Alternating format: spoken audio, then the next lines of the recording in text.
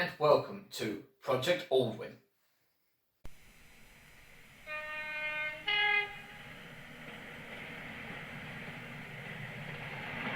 So what is Project Aldwyn? Well, it's my latest layout project. It's a 00 gauge Great Western Branch terminus. I know, the old cliche. It's set in the Cotswolds and it takes its name from the village of Colston Aldwyns, which is where I've traced my earliest ancestors back to in the early 1700s in Gloucestershire. So that's why I've chosen this location. So the village of Colston Aldwyns never actually had a railway. There was a line to the south which was trying to cross the Cotswolds, which only went as far as Fairford before it became a terminus. They never reached their goal. And I'm just supposing that the railway had taken a slightly different route and ended up at Colston Aldwyns, but suffered the same similar fate of becoming a branch line terminus.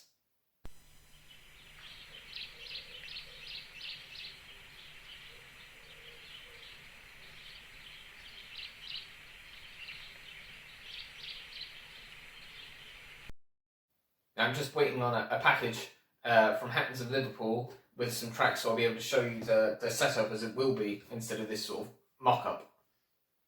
Box of goodies that have finally arrived from Hattons in Liverpool. As you can see, I've got the usual catalogue with my invoice, and in here I've got some track for my new model railway project. I've got points, curves, and I should have some little miniature short straights so I can extend my layout to as much size as possible, because I'm not very good with the what's it called, flexible track and cutting track, so I don't bother. And I've got an engine shed for my project.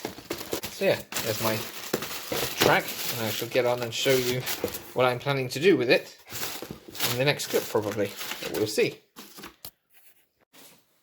Right, time to lay the track out.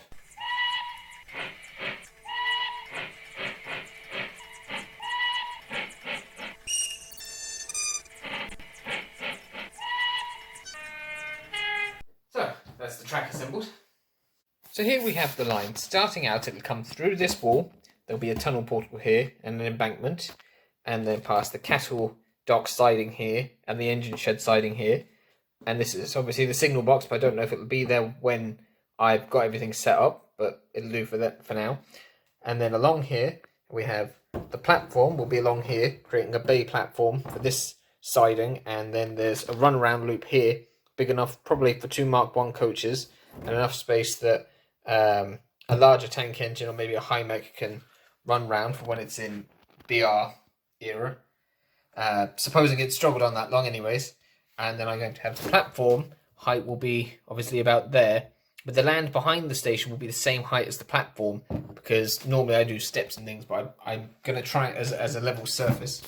And then over here we have where the goods yard will be. I'll have a goods platform or something over here, and then coal stays here. And then over here in this little grassy area I have a fairly low relief space, and I'll have a blacksmith's forge over here.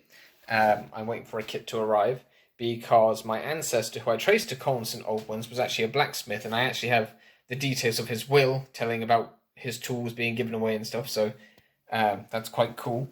Just kind of why I wanted to do it based in this area.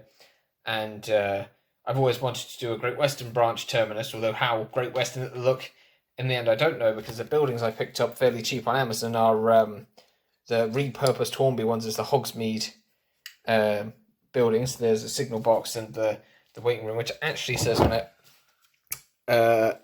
station shop and ladies. I might do an interior for it, I'm not sure yet.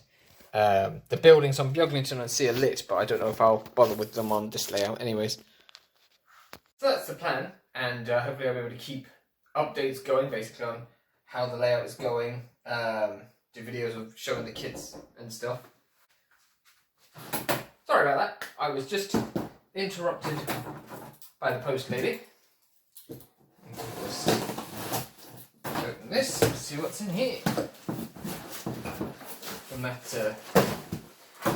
shop in Liverpool. Bubble wrap. Aha, look, the tunnel portal. Show you that in a minute. The blacksmith's forge. There's a wheels kit, some lamb goes there, they can go in the field, and then some Cotswold stone walling to go around the forge, but also there's it's tumbled down walling, so I can have the sheep climbing over it, as they do, destroying the walls, and an autumn diecast catalogue, so I'll have to have a look through that when I find the time. Wasn't that a nice surprise? I'll just pop this over here. Doesn't that just help set the scene so much better? Obviously I'll paint it because it needs to be a bit closer to the stone walls I'm going to be using, but you will see then the embankment will be out to sort of here, and the cattle dock maybe will be entered from over here, and then it'll come down behind here. You can see where I had the layout on here before, but it will follow roughly the same path, but the hill anyways behind the engine shed. But yeah, there's my little tunnel, and then the forge will be over there, and the walling to go around that. So yeah, that was kind of a nice surprise. So once again, as I was trying to conclude, that's it for now, and I'll be doing some more videos about how I'm placing these in future and how I'm building the kits. So I hope you'll tune in for those, and I'll see you around. So thanks for watching, and goodbye.